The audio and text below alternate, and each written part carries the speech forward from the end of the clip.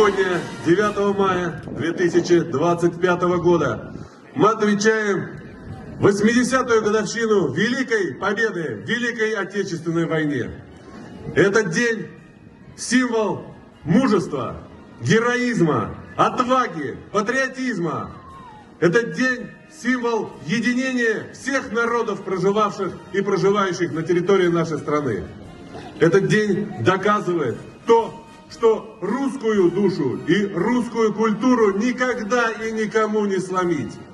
Дорогие ветераны, уважаемые земляки, сердечно поздравляю вас с 80-летием победы нашего народа в Великой Отечественной войне.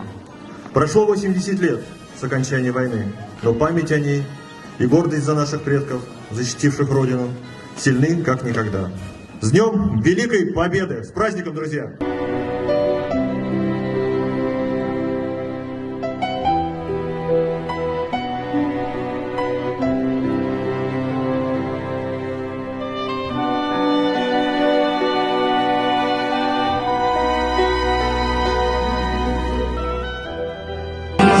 Забыть веселье,